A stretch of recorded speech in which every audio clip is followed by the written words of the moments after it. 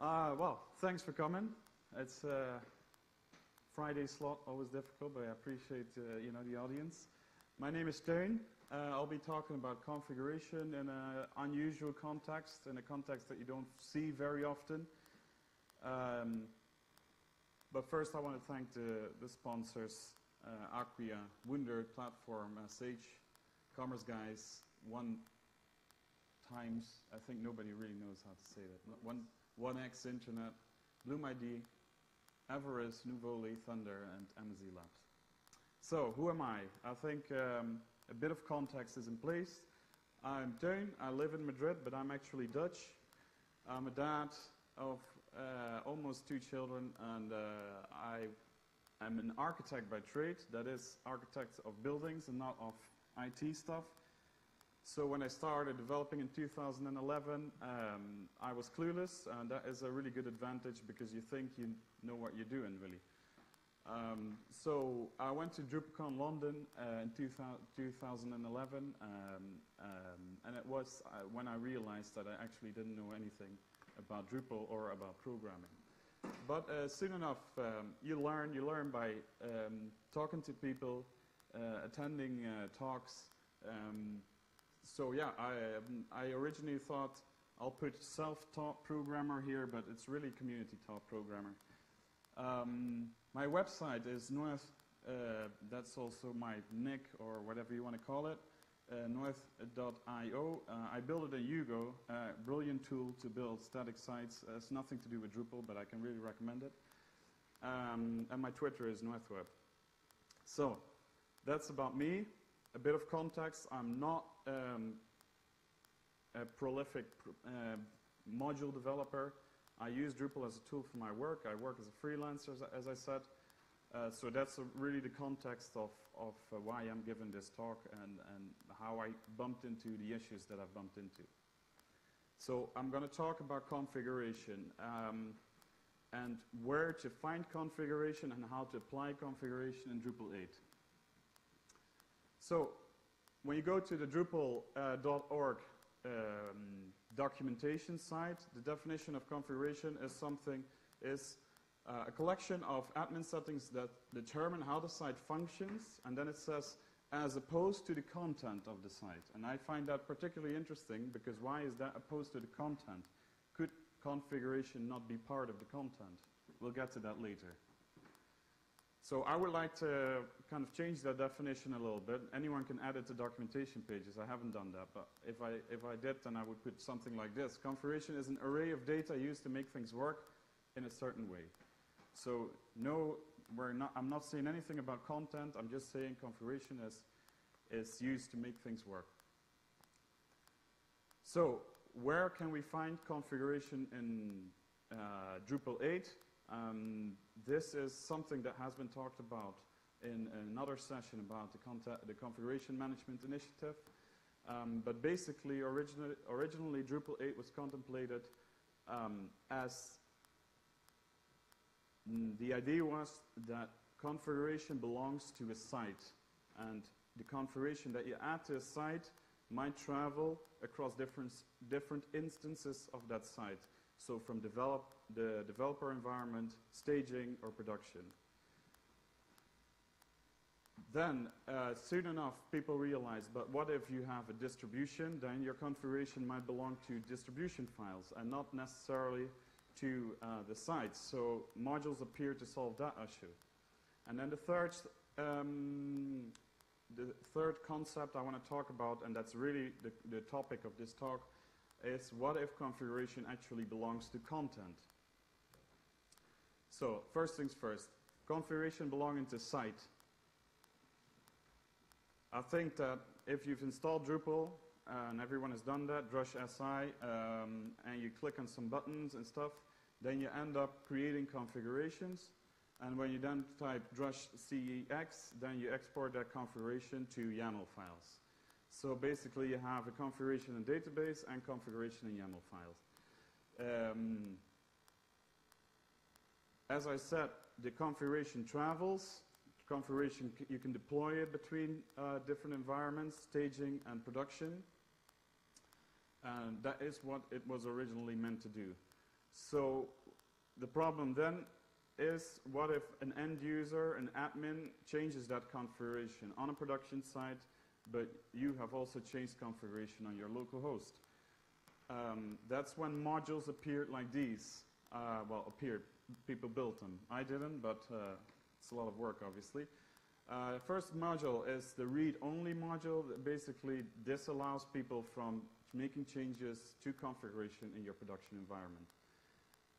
Config ignore and config split are very similar. They are about taking a chunk of configuration from all of the configuration you might have in your site, and config ignore is about just completely ignoring that chunk of configuration, and config split allows you to put that chunk of configuration that you don't want to be part of your deployment strategy, put it in a different folder, put it in a different repository.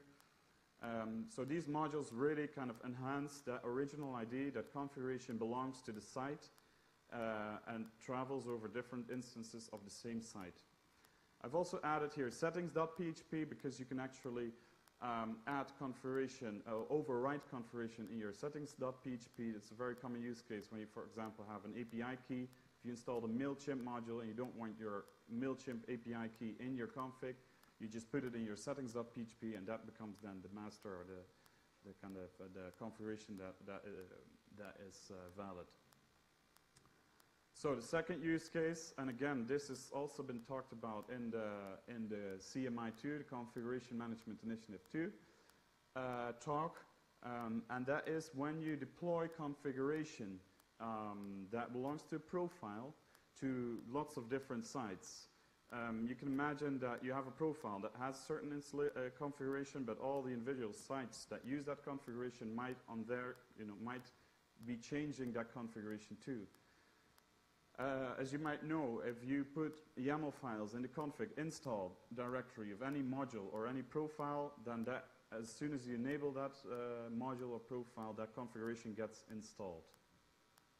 Config optional does the exact same thing, but it will only do it when some dependencies are met.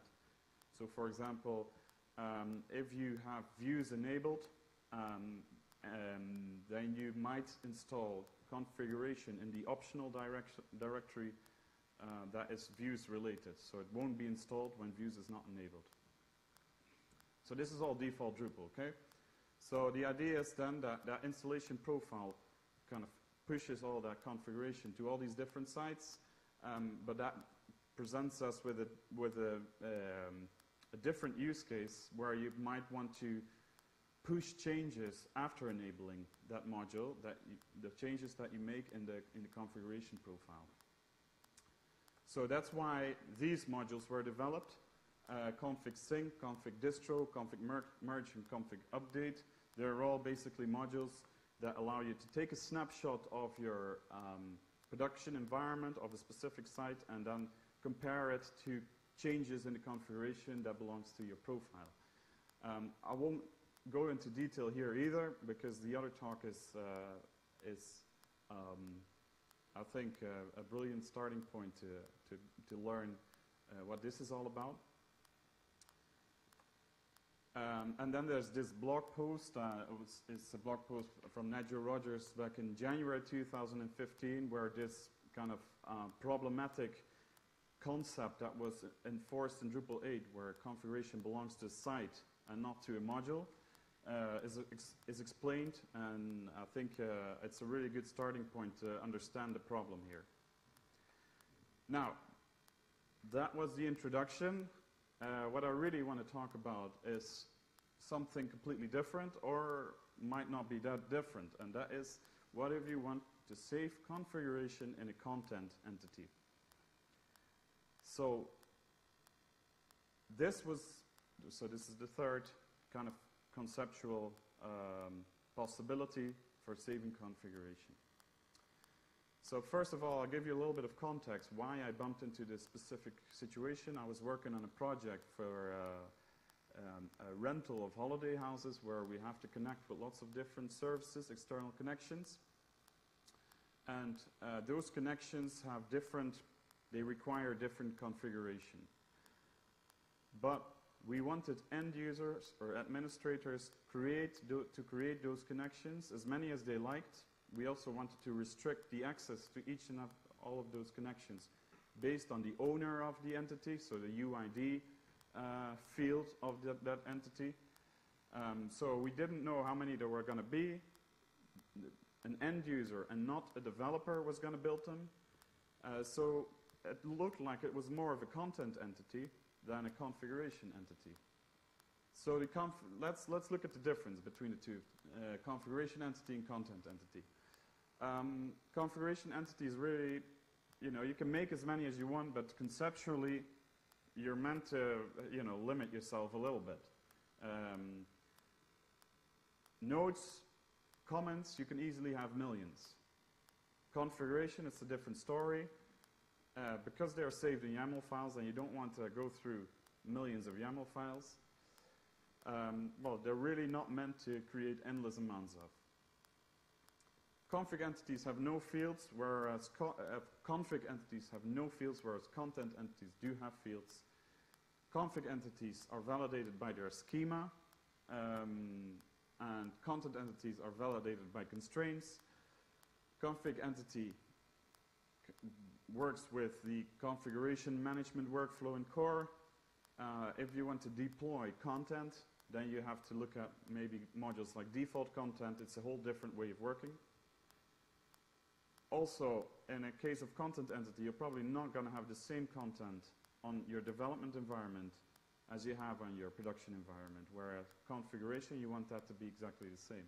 So there's quite a few differences. And if you look at what you need, then you might come to the conclusion that you really want a content entity, but you need to put some configuration in that, okay?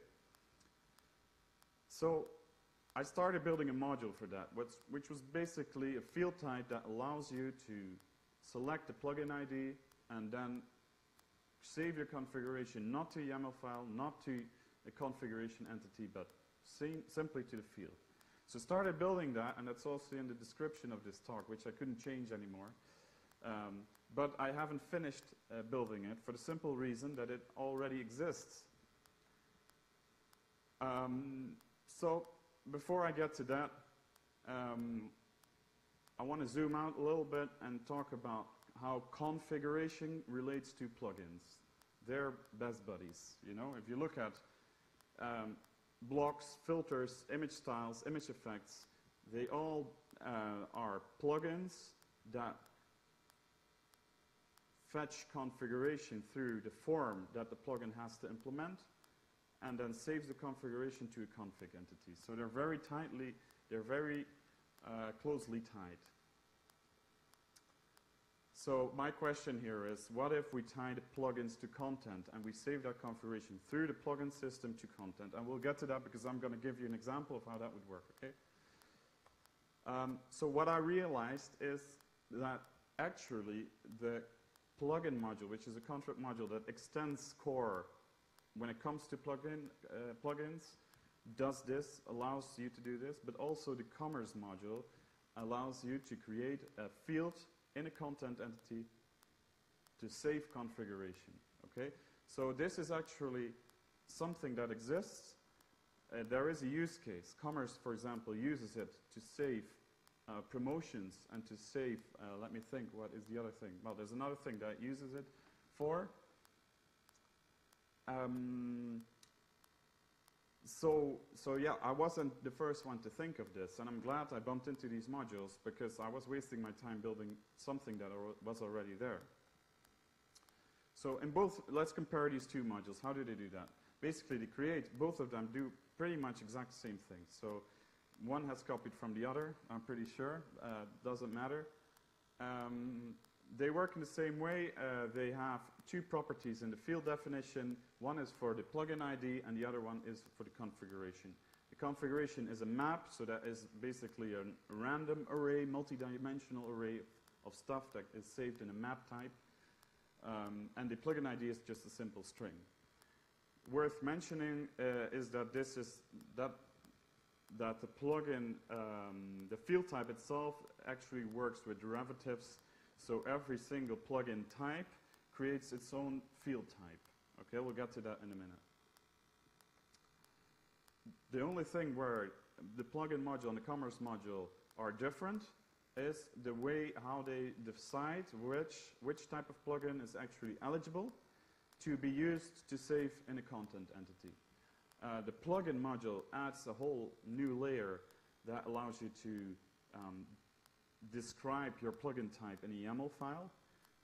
That is something that doesn't exist in core. What you cannot do in core is get a list of all plugin types you have. What you could do is, I know my plugin type is called image style or image effect, and then list all the image effects available. That you can do, but you cannot get a list of all plugin types. You cannot do that in core. So the plugin module solves that by forcing all plugin builders to define their plugin type in the YAML file. Okay?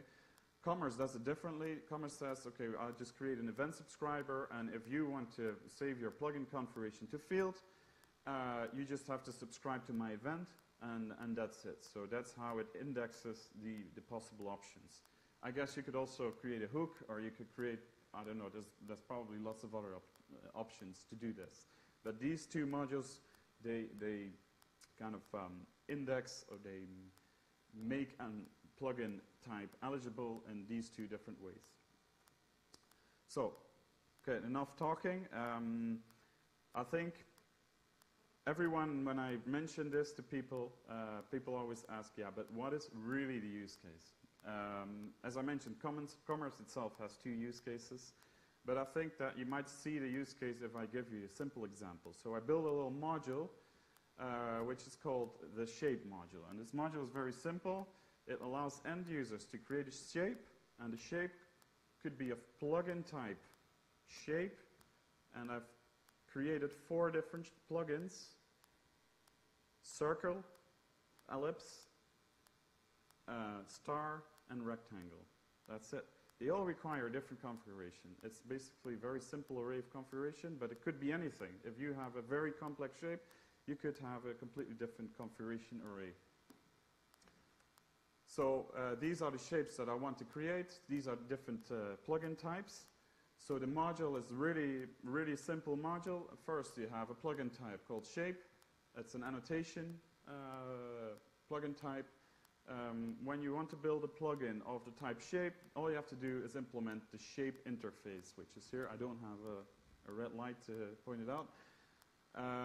But the shape interface extends the configurable plugin interface and extends the plugin form interface. Now, these interfaces are the exact same interfaces as all the other plugins use. Okay, so it's exactly the same. In my shape interface, I only add a little method that you have to implement, which is the render shape. That's what I use to render the shape. So the shape entity is the content entity that will have the field that will save my configuration. This content entity, I've used just Drupal generate. I don't know if you know, who knows the Drupal generate command? Who has used it? Probably quite a few. So basically, I've just created a content entity called shape, and I'm adding the field to that to save the configuration of my particular shape. So as you can see, well, we'll get to that in a minute, but the type of the field is commerce plugin item, and then colon shape. That is the derivative. The second part here, it's the derivative of the commerce plugin item. Okay. The reason why it's called commerce plugin item is because I'm using the ecosystem that's offered by the commerce module. But if I use the plugin module, it would have a different name, but it would work exactly the same. So what both modules don't do is actually create a formatter for this field type. They both have the same formatter, but it only prints the ID of the plugin. It doesn't actually do anything. So in my use case, I've added the shape formatter. Okay, the shape formatter calls the method that is obligatory, the render shape method, and then it will render the shapes that I will define. So let's look at the code, just to kind of to give you an idea. Let's see where the mouse is. So this is my module folder. As you can see here, we have an annotation shape. I don't think it's very relevant to show you all the code, but just to get an idea, There's my content entity. This is all code that's generated by the Drupal console. There's my event subscriber to make my plugin type eligible. There's the form to create my shape form. And here's the plugin field formatter to show the result. And see what else I have. Here you see that I've added 4 plugins, the circle, ellipse, rectangle, and stars. They are plugin implementations of my shape plugin type. Well, the rest is just standard, the shape manager, this is standard module stuff, okay? So let me go back to the presentation. The 4th thing is the event subscriber. Well, I've made like a backup GIF, so in case it doesn't work live, then you can always see the GIF, but I'll try and show this live. Let me drag and drop my screen.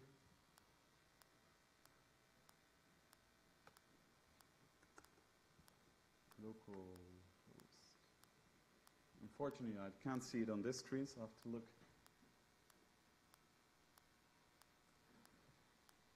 So, Drupal console puts your list of shapes just here in the structure menu item. So I'll go there and I should have an add shape. And what you can see now is that I can select, and this is just the standard widget that the module commerce provides.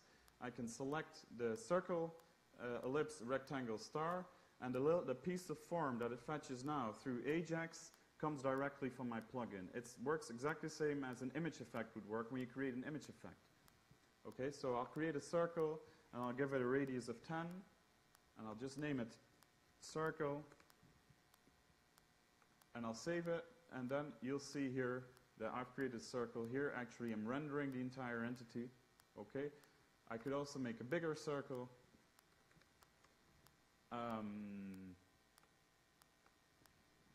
Give it 50, just so you see that it's actually working. And I won't go through all of them, but I'll just add star if you allow me. So the star has 3 parameters, configuration parameters, and that's the inner radius, the outer radius, and I'll give it just 10 points, so 10 pointy bits. So there you go. These are content entities. A user can create endless amounts of these. I'm only printing stuff to the screen, but you can imagine that you can do anything with that configuration that's saved into content entity. So this is a really simple example. Let me see where my presentation has gone to. Here it is. So here there's another backup GIF. So my intention for this talk, and I don't know if the audience is big enough to really provide the feedback, but I didn't want to come here to tell you what to do. This was a discovery for me as a not really prolific contributor, but something I needed, and I wondered, is this the right approach, And I'll give you some things that I've also thought about, and I think that could be relevant if we explore on this further, and we might build an own separate module for this. So first of all, should this be in a separate module?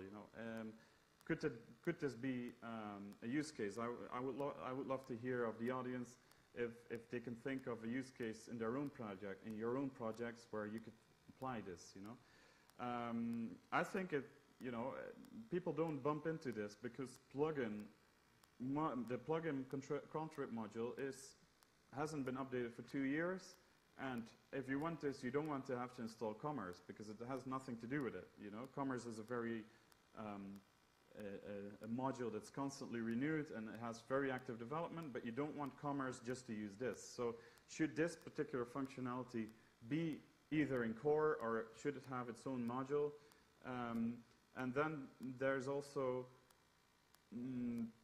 some things that work in a certain way in the configuration entities that we have in core, like image styles, image effects, and that is, for example, the schema. that you have to use when you define a configuration entity. A schema is basically nothing more than a definition of all your items that you might have in your configuration, and it serves basically three purposes. It allows you to only translate those items that are actually translatable, and it disallows translation of items that are not translatable. What you don't want is that you have a configuration in a translatable field, for example, and then someone translates your website. That configuration changes because that field is translatable, and it breaks the website because it doesn't comply with what you expected. So that's why in Drupal, in the configuration entity ecosystem, we have schema that forces you to always stick to a certain format of your configuration. So one of the purposes would be translation. Other purpose would be typecasting. Configuration schema makes it possible to actually typecast data that's in a random array that, in terms of PHP, would just be a string. So we could apply that to this field item 2. Another thing that could be useful is that if we are forced to use schema, you might actually create a default widget for every configuration item, because if you have the schema, you know what you're going to expect, and you can actually render a standardized widget for it. And the last thing that I think might be a good idea is, as you've seen in the commerce module and in the plugin module, there's not really a formatter for this type of field. The formatter there is only prints the ID of the plugin. So a formatter, we could add a formatter that would actually call a method or something to at least do something more than just print the ID. Okay, maybe like a summary or whatever. So that's it. I hope you were able to follow more or less what I've been trying to explain, and I'm looking forward to the questions and suggestions. Anyone?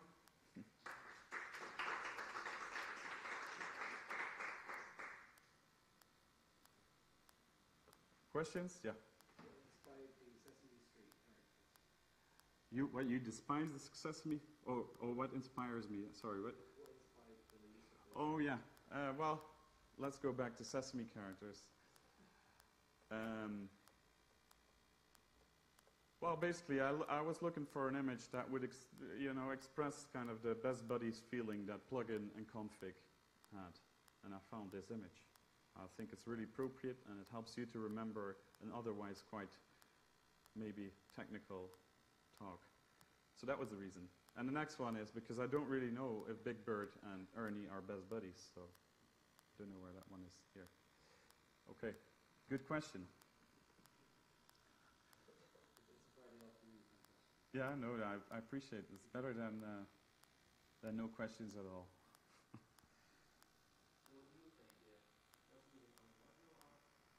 Well, I don't know. I don't think I'm maybe. Yeah, I think it would be good that it has its own module. A lot of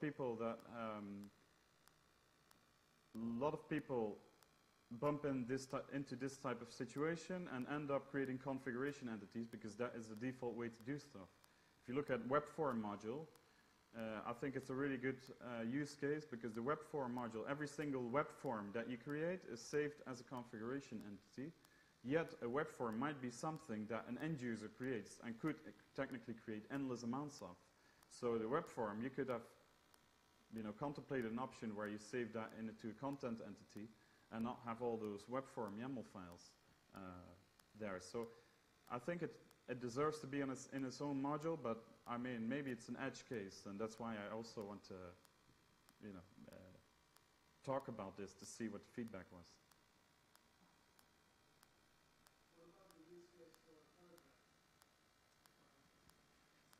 Well, that is a very good question. I think that you can think of lots of examples that you can use this in paragraphs. For example, if you create a paragraph slideshow, then that slideshow might have all kinds of configurations, whether it's an endless loop or you have back and forth buttons or all that type of stuff. Do you want to create a field for every option? Or do you say, like, I have like 3 different types of carousels? One might be, or maybe you could say they have like a grid style carousel. So you could actually say that instead of creating all those fields, you save configuration in this type of field and then render the carousel based on that configuration. I think that would work really well. Would you agree?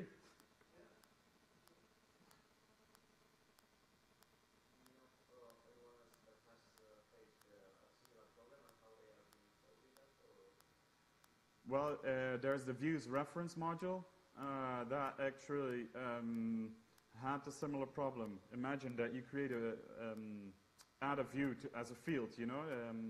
Then there's lots of options that you can pass on to that view. You can alter the pagination. You can maybe change the display modes. That stuff in the current module, as far as I know, is saved as a map type, field type, and not as a plugin type. I think it could actually work better and make it easier to build that in a plugin type. So the views reference module is an example. I just spoke to you, Karsten, earlier. You said in your own project you have a similar use case. But that's as far as I can imagine the use cases. So.